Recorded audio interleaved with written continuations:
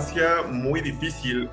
Crecí sin valores, sin principios totalmente, porque bueno, el crecer con miedos y abusos, pues realmente me destrozó completamente. De hecho, miedos por parte de papá, miedos por parte de mamá, de hermanos, y abusos, pues obviamente sufrí golpes, humillaciones, insultos, y en este caso en mi infancia, pues abusos sexuales.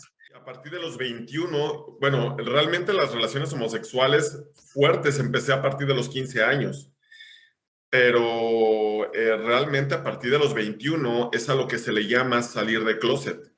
Entonces fue cuando, aunque a los 18 años tuve mi primera pareja homosexual, a los 21 oficialmente salí de closet, fue cuando empecé a vivir en el mundo gay completamente. O sea, iba a las marchas gays, playas gays, iba a los hoteles que eran exclusivamente para homosexuales. Entonces, sucesivamente fue incrementando mis adicciones en el sexo, en la droga. Yo quería ser un dark queen y yo empecé a frecuentar muchísimo los lugares donde habían antros, donde habían strippers, y pues bueno, ellos por ejemplo eran sexo en vivo, iba a los cuartos oscuros, a los cines pornográficos, a los baños de vapor sauna, donde también se tenía relaciones sexuales. Entonces todo eso llegó un momento que también no me llenaba y quería más, porque no puedes parar, o sea, quieres más de eso.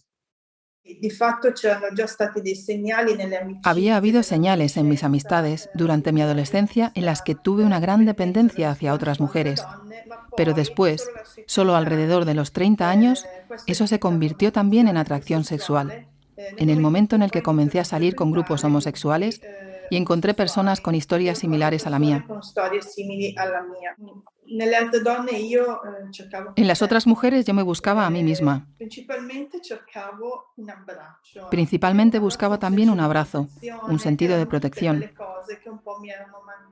Eran todas esas cosas que me habían faltado en mi infancia y que se quedaron allí. Y luego, gradualmente, las he buscado en el abrazo de otra mujer, en el sentirme protegida, que otra mujer me protegiera. David vivió abiertamente su tendencia homosexual hasta los 34 años.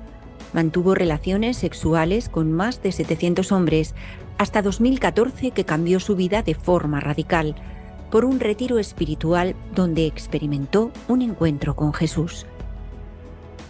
Que a las 8 de la noche, después de que ya me sensibilizaron los predicadores, pasa el Santísimo. El Padre tenía la custodia agarrada y yo no sabía qué era. Entonces yo veía una bolita blanca y la gente se hincaba y yo decía, ¿por qué la gente se hinca? ¿Qué es eso? ¿Qué es esa bolita blanca? Entonces yo me hinco porque pues yo dije de ser una dinámica, entonces pues yo también me hinqué pensando que era una dinámica, pero cuando exactamente pasa el Señor, nuestro Señor Jesús, exactamente al lado de mí, en ese momento sentí algo interior, una fuerza grande, una fuerza fuerte, y en ese momento empiezo a llorar, porque empiezo a sentir por primera vez en mi vida, que alguien me amaba. Cuando yo llegué a este retiro, que por cierto fui por curiosidad, nada más, pues bueno, yo estaba en mi pleno apogeo, donde era popular, donde ya me contrataban para show transvestis, donde yo tenía dinero, donde yo estaba aparentemente bien en el mundo. Pero cuando tengo ese encuentro con Dios, exactamente en ese retiro, pues entendí que, primer punto, Dios ama al pecador, más no al pecado. O sea, ¿por qué? Porque yo entendí que yo estaba mal a los ojos de Dios. Él me lo hizo ver. Emanuela era activista radical del lobby gay. En 2010 fue invitada a una peregrinación a Medjugorje que cambiaría su vida. Desde el punto de vista humano externo yo tenía todo. Trabajo, bienes materiales, no me faltaba de nada, pero estaba tremendamente triste y deprimida. En cambio, estas personas que vivían en las comunidades de Medjugorje, que tal vez tenían estilos de vida muy modestos y sencillos, pero eran ricos, tenían una riqueza que yo no tenía. Entonces todo empezó a partir de ahí, a hacerme preguntas y a preguntarme, ¿pero lo que yo vivo es bueno o malo?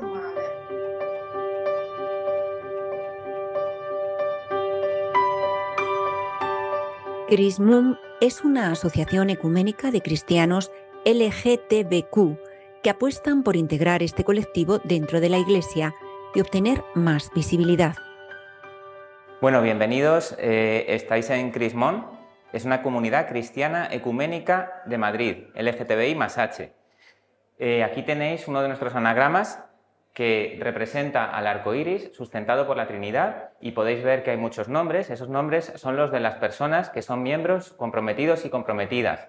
Pues aquí estamos al lado de un cartel que tiene el lema que llevamos en el Orgullo Internacional en 2017 y que creó un gran impacto: ames a quien ames, Dios te ama. Y es que esa es la realidad que nosotros vivimos. Nosotros somos personas LGTBI y hetero también, que nos sentimos profundamente amados, amadas y amades por Dios.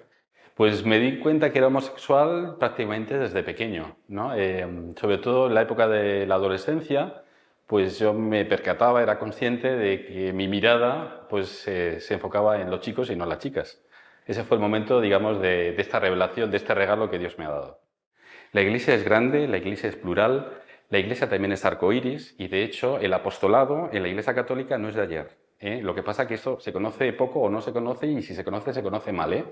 Incluso ya en la década de los 60, meses antes de la revuelta de Stonewall, un sacerdote agustino fundó la Asociación de Arcoíris Dignity USA en Estados Unidos. De ahí les han seguido otra serie de apóstoles arcoíris o misioneros del arcoíris, ¿no? La misión arcoíris en los últimos años se ha ido extendiendo cada vez más dentro de la Iglesia, incluso a través de algunos sacerdotes y religiosas con cerca de 1 millón de seguidores en las redes sociales.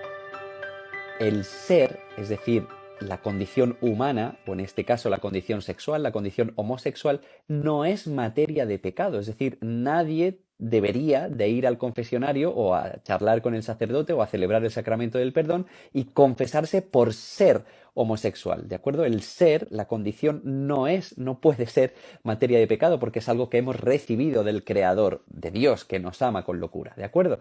Entonces, no es pecado ser homosexual. Chao.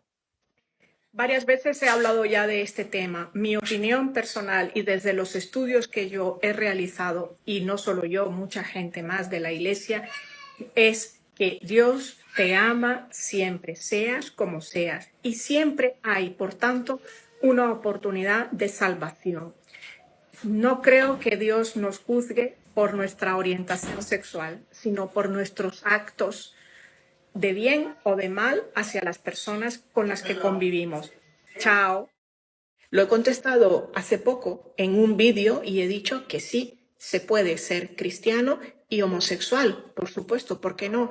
Tú no has elegido tu sexualidad, has nacido con ella. Chao. ¿Se nace homosexual o se nace con una tendencia transexual?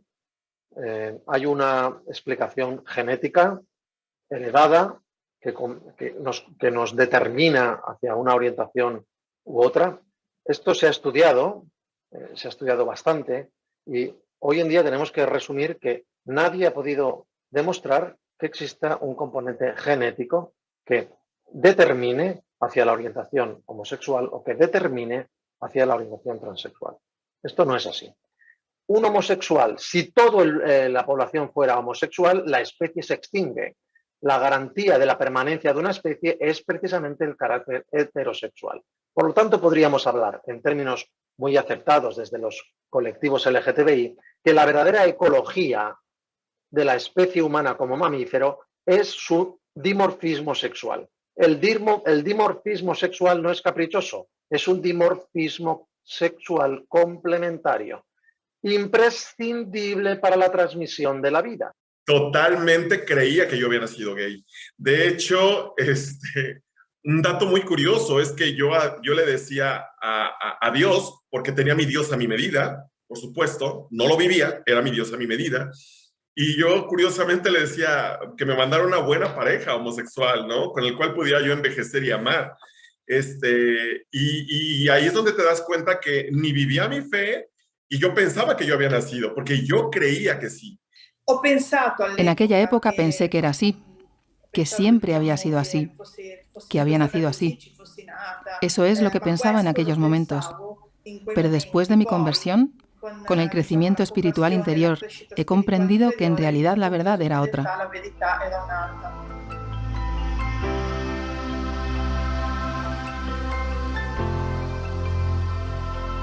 Si una persona te está diciendo, no, es que yo soy un hombre, yo me siento un hombre, aunque tú veas a ese hombre con cuerpo de mujer, en realidad hay que tener en cuenta su identidad, porque el cuerpo es algo variable, el cuerpo se modifica, te pueden pasar cosas o puedes tener la situación que hemos tenido a las personas trans, pero lo que nos identifica realmente es nuestro espíritu, nuestro carácter, nuestra forma de ser, ¿no?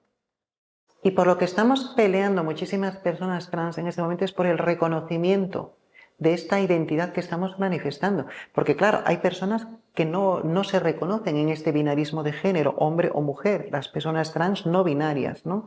Entonces yo digo, también estas identidades existen y estas identidades tienen que ser respetadas. Luego está el desafío, ¿cómo integro mi identidad con mi espiritualidad? ¿Son compatibles o son irreconciliables? Porque a veces te mueves en un entorno eclesial donde todavía la realidad de las personas LGTBI+ no están del todo aceptadas. O parece que te aceptan, pero hay un pero. La gente trans merece un tratamiento propio en esta materia, donde yo diría que lo importante, que ha sido lo real también con respecto a la gente gay, pero ahora de manera mucho más aguda con las personas trans, es que estamos en proceso de aprendizado rápido acerca de realidades antropológicas de los cuales carecíamos de base científica para entender hasta muy recientemente, y estamos comenzando a aprender. Y por eso hay que ir lentamente. Pretender que mi naturaleza física no tiene nada que ver con mi percepción psicológica, con mis emociones, o que yo puedo convertirme en aquello que siento ser sin más conflicto, es ignorar la realidad. La antropología cierta que debe sustentar todo argumento en este campo, tiene que contemplar al ser humano como una unidad físico, psíquico, espiritual. La fragmentación de estas dimensiones crea frustración. Esto es muy importante. La fragmentación de la unidad entre lo físico, lo psíquico y lo espiritual en el ser humano crea frustración. Es decir, supone un límite a la propia realización. Esto debe decirse. Todas las pretensiones que ensalzan la percepción emocional y que obvian o que devalúan la importancia de la dimensión física o la dimensión trascendente de relación de un ser humano, al final suponen un retroceso antropológico que nos pasa factura. Creo que los científicos y los biólogos y los médicos y los psiquiatras y los psicólogos todavía están tratando de entenderlo. Así que creo que lo más importante es que escuchemos las experiencias de las personas transgénero y las tomemos en serio, y también escuchemos las experiencias de las personas que les atienden en la Iglesia Católica. Y así, antes de tomar cualquier decisión sobre lo que es correcto o incorrecto, lo que es bueno o malo. Esto no es nuevo. El problema que tenemos ahora es la extensión. Es la extensión, es decir, es la multiplicación de casos. Que me digan ahora que los médicos, que los psicólogos, que los psiquiatras están tratando de entender esto, no es exacto esto. No es exacto. Lo que quizá habría que tratar de entender es por qué se multiplican por 1000 el número de casos. ¿Por qué se está multiplicando por 1000? Algunos dicen, desde las filas de los LGTB, y dicen, no, es que estos existían ya, pero estaban escondidos. Y ahora salen a la luz. No es cierto. Esto no es cierto. Sabemos que hay un componente mimético muy importante. Es decir, hay una gran presión social. Y la transición de género es ofertada hoy ampliamente como la vía para la solución de problemas de fondo que no tienen nada que ver con la transición de género. La intención, estoy convencido de que es buena, quieren ayudar a estas personas, pero se están confundiendo al asumir los presupuestos de la ideología de género y entonces dicen, ¿tú te sientes L? Pues te trato como L, ¿te sientes G? Te trato como G, T, B, Q, más. Y es más, te digo con Lady Gaga que has nacido así. Incluso doy un paso más, que es, te digo que Dios te ha hecho así y entonces confundo muchísimo, porque no todo lo que hay en el ser humano, no todo es designio de Dios. Hay la creación de Dios y luego también heridas en nosotros que no siempre responden al plan de Dios. Entonces, cuando yo te digo que eres así y que no hagas nada para mejorar, para responder al plan de Dios, pues te estoy confundiendo.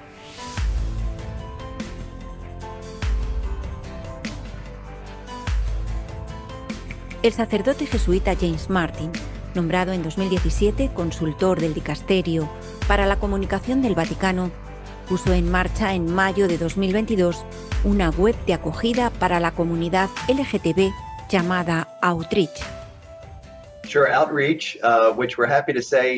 Claro, Outreach, donde nos alegra decir que tenemos muchos artículos en español y en muchos otros idiomas, tiene tres propósitos. Primero, estamos publicando ensayos sobre la experiencia católica LGBTQ.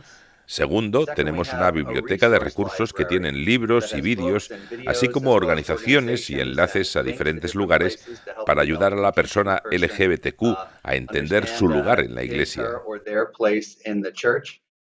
El acompañar a las personas con atracción por el mismo sexo no implica necesariamente el aprobar, aplaudir o fomentar. Acompañarla significa intentar hacer que esa gente también se vaya al cielo.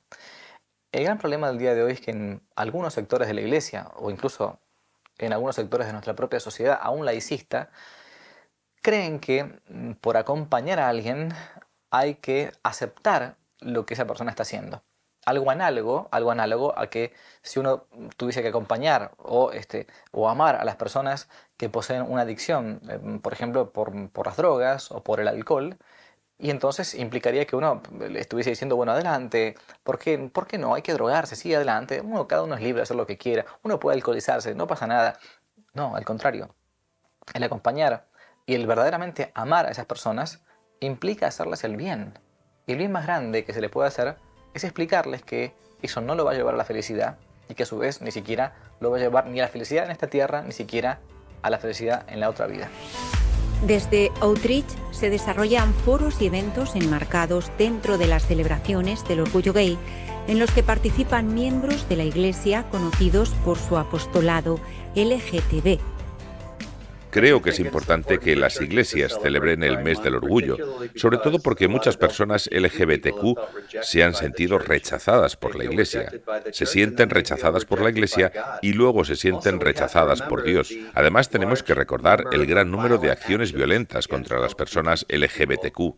Hace unos meses yo entrevisté a un joven y me dijo que el orgullo gay era como una especie de mercado de carne, donde él había llegado a acostarse con 8 chicos en la misma noche.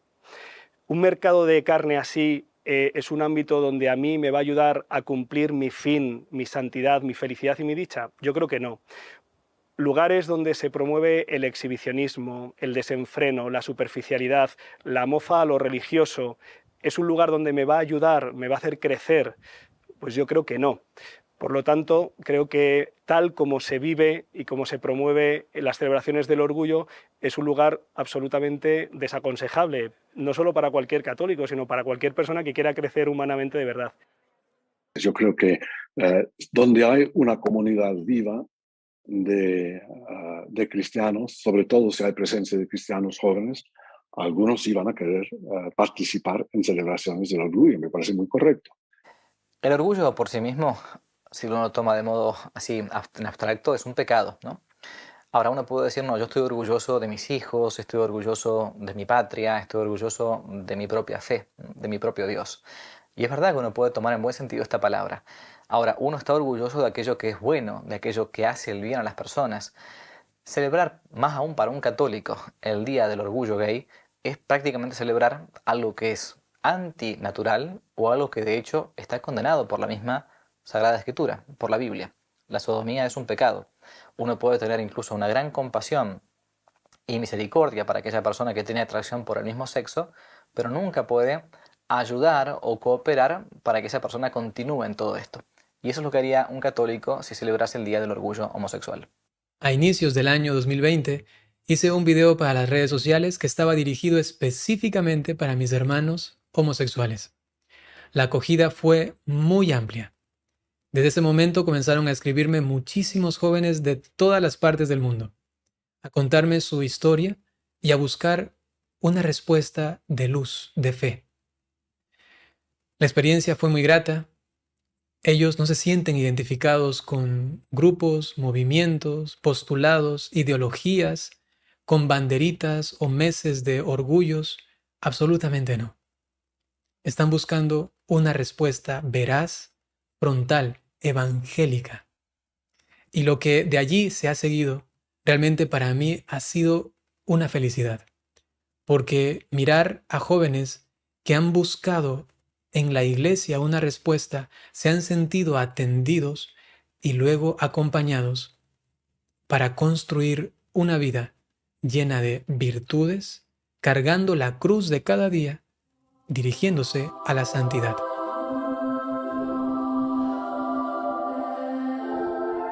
El Catecismo de la Iglesia Católica es considerado como la fuente más fiable sobre los aspectos doctrinales y uno de los textos de referencia más importantes en la Iglesia Católica contemporánea. La doctrina católica sobre la homosexualidad se aborda en los números del 2357 al 2359. El Catecismo dice: la sucesión, la tradición viva de la Iglesia, apoyándose en la Sagrada Escritura, dice que los actos homosexuales son intrínsecamente desordenados. ¿Qué significa intrínseca? Intrínsecamente desordenado significa que, con independencia de las intenciones y de las circunstancias, pues eso siempre es malo. Es gravemente malo, es un pecado grave. Eso es lo que dice la sucesión desde los apóstoles, la tradición viva desde los apóstoles. Dice, además, son contrarios a la ley natural. Es decir, hay una ley natural y son contrarios, porque cierran el acto sexual al don de la vida y lo cierran a una verdadera complementación. En primer lugar, la gente LGBT está diciendo ya claramente: miren, no nos hablen como si fuésemos heteros defectuosos. Ustedes dicen que nos respetan, pues entonces, por favor, comiencen a partir de lo que somos y no a partir de lo que para ustedes es necesario que seamos para que quepamos dentro de su sistema del siglo XIII. Claro, mucha gente LGBT estamos diciendo esto. Y, por supuesto, hay mucha gente ilustre, sobre todo los laicos, médicos profesionales, que dicen lo mismo. La enseñanza tiene que ser cambiada porque es falsa. La ciencia moderna no tolera esta falsedad. Ninguno de esos dos aspectos, que son a los que se ordena de modo natural la sexualidad, están presentes. Entonces los amantes homosexuales pueden quererse muchísimo y complementarse muchísimo como cualquier otra persona, sea varón o mujer o lo que sea, en muchos otros órdenes de su vida. Pero en el plano de la sexualidad no. Y ese es el problema. El Catecismo afirma que las personas con tendencias homosexuales deben ser acogidas con respeto, compasión y delicadeza. Se evitará respecto a ellos todo signo de discriminación injusta. Tú vas a cualquier iglesia y es muy raro oír un discurso de apoyo a la discriminación que sufren las personas del colectivo.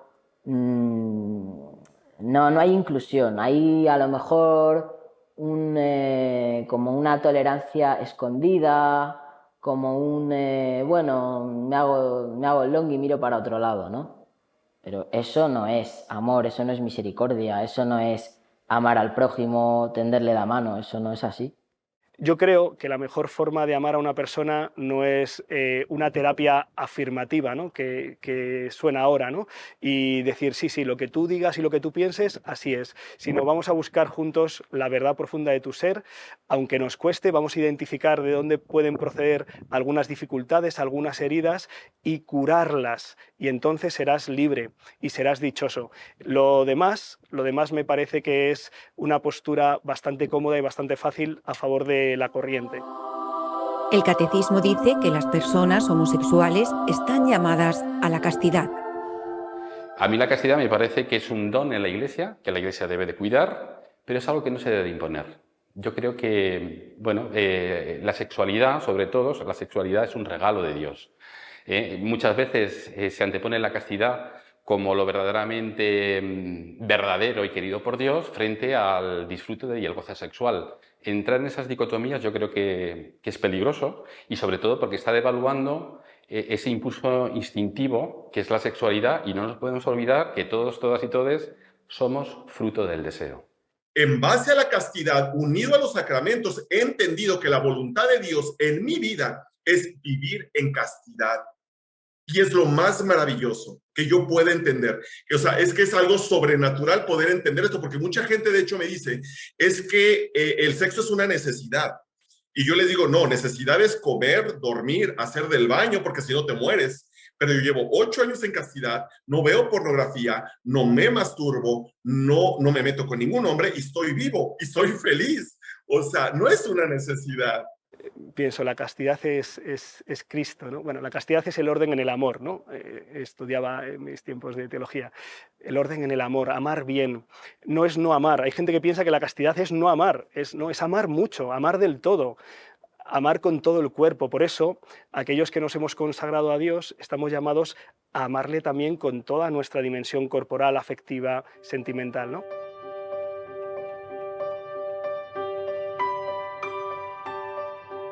Estamos ante una sociedad, en España lo saben más que acá en América Latina, ante una sociedad en la cual lo que diga la Iglesia, por ejemplo, no es una cosa que le importe a nadie, en general, o a casi nadie, ¿no? Entonces, evidentemente estamos en un contexto muy diferente. Si yo no puedo pretender que lo que a mí me dice un texto sea también aplicable a personas que no tienen ni siquiera la misma fe, por ejemplo. Eso sería una cosa absurda, ¿no? Y eso, lamentablemente, muchas veces se ha aplicado es decir, una iglesia que ha pretendido normar la sociedad en base a los textos bíblicos, por ejemplo, y a los textos bíblicos leídos literalmente. Yo lo que me pregunto es cómo entendemos esa palabra, cómo entendemos la palabra de Dios. Si la entendemos como algo que necesariamente está anticuado y por lo tanto hay que expresarlo en categorías nuevas, o lo entendemos como una luz que está destinada a iluminar todos los tiempos, ¿no? Como una luz que evidentemente no dice todo. Es imposible que escritos de hace 2000 años o 2500 años aborden temáticas o problemáticas de hoy. Es imposible, es absurdo pretenderlo, ¿no? Pero lo que sí que pueden hacer es iluminar la realidad actual, ¿no? Y hay que ir a la revelación fundamental de la Sagrada Escritura acerca del hombre y de la mujer, ¿no? Por eso el texto fundamental del que uno no se puede despegar jamás es Génesis 1:27. Dios creó al hombre a su imagen, a imagen de Dios lo creó, macho y hembra los creó. Y eso evidentemente es un texto que no es un texto aislado, es un texto en el cual se expresa, se explicita algo que está permeando toda la Sagrada Escritura, ¿no?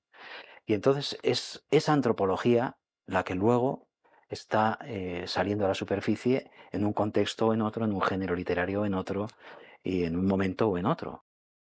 Pero es eso el punto de referencia básico para nosotros, ¿no?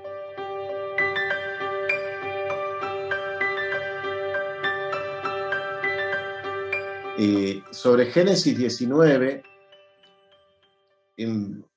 a veces se dice que es un significado tradicional referido a la homosexualidad, pero la verdad es que en el texto queda claro que el pecado de los sodomitas es un crimen contra la hospitalidad, lo que hoy diríamos un crimen de xenofobia. Antes se nos ha dicho que Dios ha visto el pecado de Sodoma y lo ha aborrecido, ¿no? Y a veces se dice, ¿no? Y últimamente se dice, y creo que con buen motivo, ¿no?, que el pecado de Sodoma es un pecado de falta de hospitalidad, ¿no? Ciertamente llegan dos extranjeros y se les quiere violentar y el otro intenta evitar, ¿no? Ciertamente la hospitalidad en el mundo antiguo era algo que hoy no nos hacemos ni idea, ¿no? Hay que ir quizá a unas culturas más alejadas de Occidente para comprender la importancia de la hospitalidad, ¿no? Por lo tanto, el faltar a la hospitalidad es como una verdadera traición, ¿no? Es un pecado gravísimo, ¿no? Pero precisamente este hecho lo que hace es, por así decirlo, poner de relieve la maldad del pecado de Sodoma, ¿no? Es decir, ese deseo de abusar sexualmente de los hombres les lleva a faltar a lo más sagrado, que es la hospitalidad, ¿no? Y es un deseo, pues, que aparece muy claramente expresado en el texto bíblico y en la tradición posterior, ¿no? la lectura que se hace de este texto después, mucho tiempo después, relacionándolo con la homosexualidad de los sodomitas, habría empezado recién con Filón de Alejandría. Filón de Alejandría rechaza las prácticas de los griegos, de la pederastia como unión sexual de un varón adulto con un varón adolescente, y lo relaciona con los sodomitas, pero dentro de lo que es la tradición bíblica no está visto desde ese lugar, sino desde un pecado contra la hospitalidad. Pero nos ha dado elementos más que suficientes para entender cómo ese pecado que aborrece Dios es un pecado que tiene que ver con el desorden sexual, ¿no? Y que es tan fuerte y tan torcido, ¿no?, que les lleva a faltar a lo más sagrado, que es el deber de hospitalidad, ¿no?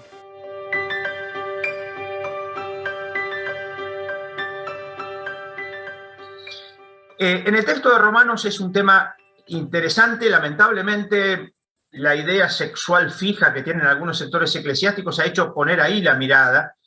Si se ve bien claro, porque uno de los pecados es sacar los textos de su contexto, Pablo está hablando de aquellos que han hecho es decir, frente a Dios no lo han reconocido como Dios, sino que han adorado cosas. Por ejemplo, se está refiriendo a la idolatría. Pablo está bastante influido en esto del libro de la sabiduría, capítulo 13. Es decir, por ejemplo, para decirlo con lenguaje más conocido, que han adorado a los chacales, al ibis, al gato, como dioses, por ejemplo, como era habitual en algunos ambientes egipcios, en lugar de reconocer en la belleza de la creación al Creador.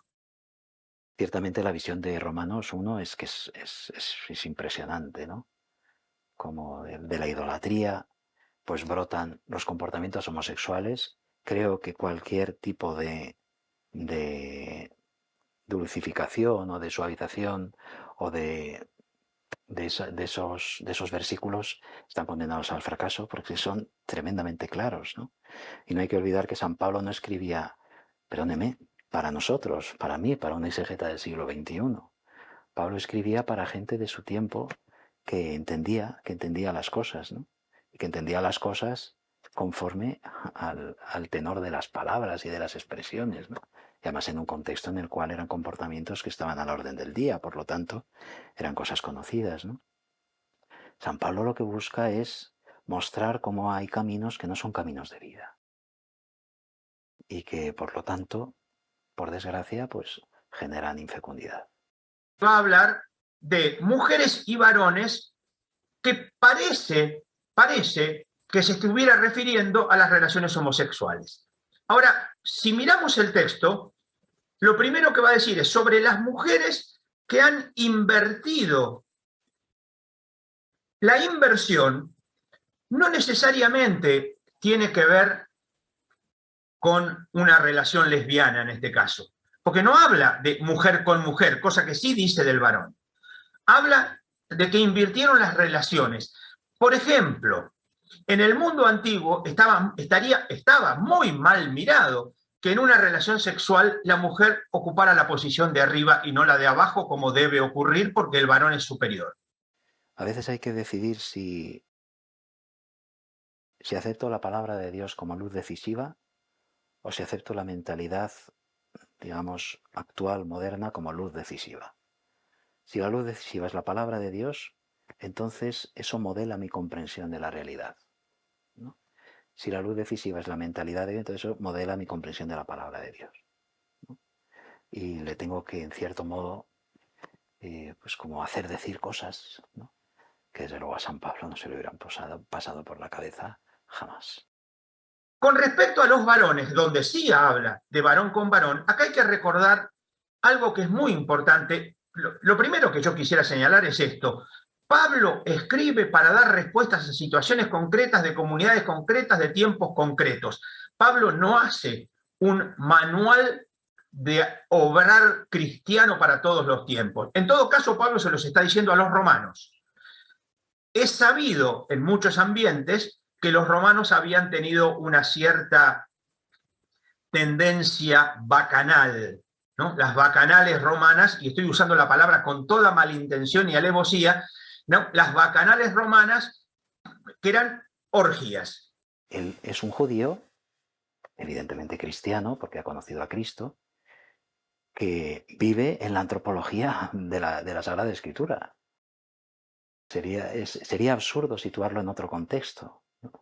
Y precisamente esa antropología es la que permite comprender con claridad esos textos de Romanos 1 y de 1 Corintios 6, etc., ¿no? Permite comprenderlos como lo que verdaderamente quieren ser, es decir, como una palabra de revelación, como una palabra de luz, ¿no? Que lo que buscan no es, para entendernos y con todas las comillas que queramos, no es mandar a la gente al infierno. Lo que busca es que la gente vaya al cielo. Al final, cuando se termina negando el contenido de la Escritura, al final lo que se hace es teniendo que mutilar la Escritura. Y la Escritura es como un ser vivo, ¿no? Entonces, si yo mutilo un miembro, en cierto modo estoy matando todo el cuerpo. Y por eso, en cierto modo, hay que tener el valor de enfrentarse a la totalidad. Y de enfrentarse a la totalidad con esa actitud de receptividad, de acogida de una luz que ciertamente no aborda todos los temas, pero que ilumina los temas fundamentales.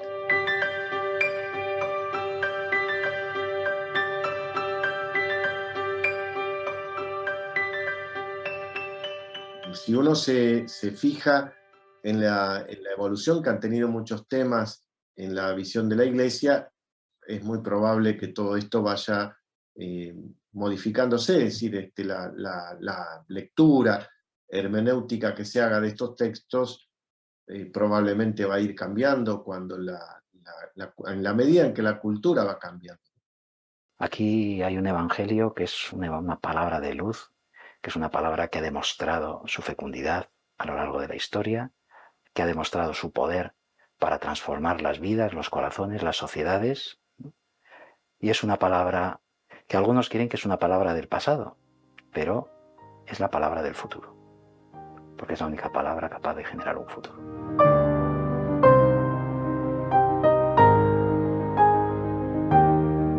La ideología de género dentro de la Iglesia principalmente comenzó a filtrarse como ideología y no como práctica, porque la homosexualidad obviamente es algo que viene con el pecado original, es tan antiguo como antiguo es el mundo, pero principalmente viene a partir de la década de los 60. La revolución, esta revolución del Mayo francés, la revolución de esos años turbulentos, incluso del posconcilio, comenzó a hacer que poco a poco en la Iglesia, hablando de inclusión, de diversidad o lo que fuere, o de acomodarse a los tiempos modernos, algunos creyesen entonces que había que también acomodar el Evangelio, acomodar la tradición de la Iglesia, el magisterio, a las costumbres incluso de estos tiempos. Y es por eso que uno puede identificar rápidamente, ya en aquellos años, a partir de los años 60 del siglo pasado, cómo se fue metiendo y colando poco a poco esto, al punto tal que algunos, como el Papa Pablo VI, llegó a decir que de hecho el humo de Satanás por alguna endija se había colado dentro de la Iglesia. Desde la Santa Sede, la Congregación para la Doctrina de la Fe, a lo largo de los años, ha emitido sucesivos documentos oficiales en la misma línea. Con el Papa Pablo VI, en 1975, publicó un documento sobre ética sexual, donde los actos homosexuales se describen como intrínsecamente desordenados que no se pueden aprobar. En 1986, un nuevo informe oficial vuelve a condenar los actos homosexuales y ofrece las líneas de atención pastoral a las personas con tendencias homosexuales. Con el Papa Juan Pablo II, en 2003, se emite un nuevo documento en el que se expresa la oposición de la Iglesia ante el reconocimiento legal de las uniones homosexuales. Y con el Papa Benedicto XVI, en 2005, la Congregación para la Educación Católica publica un nuevo documento prohibiendo la admisión en el seminario y las órdenes sagradas a los hombres con tendencias homosexuales arraigadas. Fue un documento de 2005 que dijo que los seminaristas de orientación homosexual no podían ser ordenados. Ahora fue una declaración absurda en la época. Si un sacerdote gay puede celebrar la misa en buenas condiciones, por supuesto, y si tiene pareja, también, por supuesto, siempre estamos imaginando que está buscando hacer una cosa bien en su relacionamiento. Pues claro. No.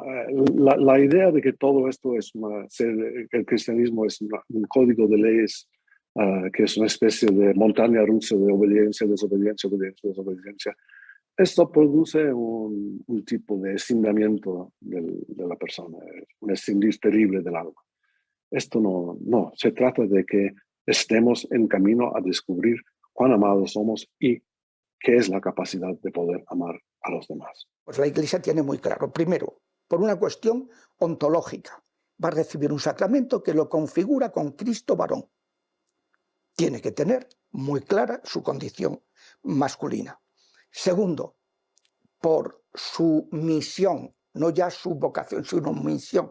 Esa misión a ser padre, a darse, a tal, pues necesita una estabilidad afectiva. Y dice, y sería gravemente deshonesto que el candidato ocultara la propia homosexualidad para acceder, a pesar de todo, a la ordenación. Una disposición tan falta de rectitud no se corresponde al espíritu de verdad, de lealtad, de disponibilidad que debe caracterizar la personalidad de quien cree que ha sido llamado a servir a Cristo y a su Iglesia. ¿Por qué es la razón de la castidad en el sacerdote? No solamente por el ejemplo del verbo hecho hombre, del verbo encarnado, sino también porque es el modo normal y a su vez más sencillo y más fácil de poder dedicarse por entero a Dios, de no tener el corazón dividido entre su mujer, con sus hijos, su familia, cosas todas muy buenas.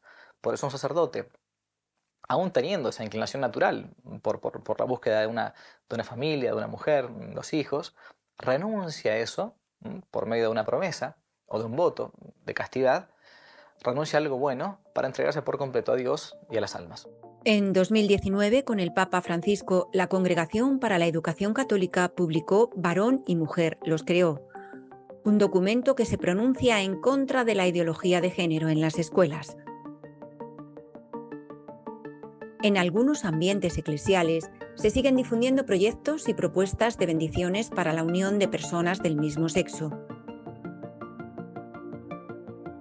En febrero de 2021, de nuevo la Congregación para la Doctrina de la Fe desde la Santa Sede emite un nuevo documento con respuesta negativa. El Camino Sinodal de Alemania solicita, entre otros asuntos, la bendición a parejas homosexuales. En 2021, casi 360.000 fieles abandonaron la Iglesia Católica, una cifra récord desde que comenzó este camino sinodal. En septiembre de 2022, los obispos flamencos de Bélgica hacen público un documento que propone una normalización total de las relaciones homosexuales activas en el seno de la Iglesia, algo que desafía al magisterio de la Iglesia Católica y se salta la resolución oficial de la Congregación para la Doctrina de la Fe. Bueno, en primer lugar, no estoy cuestionando ninguna enseñanza de la Iglesia sobre el matrimonio entre personas del mismo sexo, pero creo que estas parejas tienen derecho a esperar el apoyo de la Iglesia. Estas parejas se demuestran amor mutuo. Yo mismo he acompañado a muchas parejas LGBTQ, parejas del mismo sexo, que se cuidan mutuamente, que se cuidan en la enfermedad y en la muerte. Y así, como han dicho muchos cardenales y obispos, este es un tipo de amor. Hay gente que dice, bueno, no se puede decir que se pueda bendecir ese amor, porque en la Biblia se dice lo contrario, pero se puede honrar ese amor. Digo, no, ese amor tampoco se puede honrar. Tú puedes honrar todo lo bueno que haya en la amistad de dos personas que además tienen una relación homosexual. Todo lo bueno que tengan, eso sí se puede honrar. Y se puede bendecir. Lo que no puedes bendecir es su relación homosexual, porque esa relación es intrínsecamente, dice la Biblia, y la sucesión apostólica, la tradición apostólica, dice que es intrínsecamente desordenada y se opone a la natural ordenación de la sexualidad humana, a la complementación, a la comunión interpersonal y a la procreación. El Papa Francisco ha dado muchos pequeños pasos. Es el primer papa que utiliza la palabra gay. Tiene amigos gays. Ha nombrado a personas homosexuales en las comisiones del Vaticano. al menos a una persona. Ha hablado de que los padres acepten a los niños LGBTQ. Ha tendido la mano y ha escrito cartas a las personas que ejercen el ministerio BTQ, incluido yo mismo, y como dices, ha nombrado a muchos cardenales, arzobispos y obispos que son más acogedores para la comunidad LGBTQ. ¿Qué hacer en tiempos turbulentos? Anclarnos en lo que no pasa. Anclarnos en lo que se creyó siempre. Anclarnos en aquel Jesucristo que es el mismo ayer, hoy y para siempre. Saber que lo que creyeron nuestros abuelos es lo mismo que se creía antiguamente y lo mismo que hay que seguir creyendo ahora. No dejarnos zarandear por los vientos del modernismo. Yo creo que es la hora de la fidelidad, de conocer, gracias al magisterio de la Iglesia, el precioso legado que nos ha dejado San Juan Pablo II con la teología del cuerpo, descubrir la belleza y la maravilla de la vocación humana, del amor humano, y permanecer, aunque el mundo ahora mismo lo que haga es promover una antropología, una forma de entender a la persona absolutamente contraria a la revelación, incluso a veces desde posiciones incluso de la Iglesia.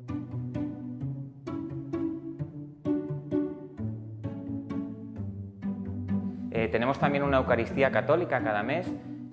Algunos de los sacerdotes que nos acompañan celebran esa Eucaristía y de forma absolutamente normal y legal, porque están autorizados por sus superiores o por sus obispos. Bueno, nosotros hacemos misas aquí. También cuando tengo ocasión sí voy a alguna misa en alguna parroquia de Madrid. Yo cuando puedo voy, pero si vas a una iglesia y oyes algún discurso que discrimina, pues se te quitan las ganas, sinceramente. Yo alimento mi fe a través de la celebración, a través también del testimonio, que yo creo que es importante darlo, a través de pues de todo lo que es la celebración eucarística, los encuentros, de retiros, participación en foros o cosas de estas que tenga que ver con el tema religioso. Con el sacramento de la reconciliación y también con la Eucaristía, he descubierto que ser su hija es ser llamados a una dignidad especial, a ser amados y por lo tanto a dar valor, el justo valor a la vida. Vivir y no vivir para morir, sino vivir para estar unidos a Él. Vivir para ese proyecto que el Señor siempre ha pensado para nosotros. Porque para cada uno de nosotros hay un proyecto de vida. A mí todo esto me faltaba, no lo tenía. Porque el estilo de vida progresista te lleva a no tener, a vivir al día, a no tener planes, a no construir, a vivir de las emociones. Pero todo esto destruye a la persona en lugar de construirla. Lo que hizo Dios fue que Él me fue transformando completamente todos los días a través de la Eucaristía y a través del rosario. Todos los días que hacía el rosario y todos los días que iba a misa y comulgaba y empecé a hacer ayunos, empiezo a leer la Biblia. Cuando un proyecto de Dios empieza, no lo detiene nadie. Porque humanamente hablando, muchos me daban por perdida. Ya mi vida era aquella y en cambio no. De hecho, a los ojos de muchos soy un milagro. Precisamente por el cambio que se produjo. Y quienes me conocían de antes no consiguen entender lo que ha pasado. Porque ha sido muy rápido. 2010-2011, primer viaje a Medjugorje y mi matrimonio en el 2013. Aquí es donde yo te puedo responder que la voluntad de Dios es que seamos santos. Y para yo llegar a la santidad plena, completa y absoluta a la que Él quiere, yo no me debo de conformar en decir, soy homosexual y me siento feliz siendo así. No. Yo quiero ser lo que Él me creó, varón. ¿Por qué? Porque todo causante de mi homosexualidad fueron heridas que causaron todo esto, ¿sí? Y Dios es el primer sanador de heridas. Es el primero, es el que está más interesado en sanar todas mis heridas, ¿sí? Cuando mucha gente me ha dicho, oye, pero tú puedes llegar a la heterosexualidad, yo siempre les digo, a ver, el decir que Él no puede sanar una herida mía que me causó una tendencia homosexual es dudar de su poder.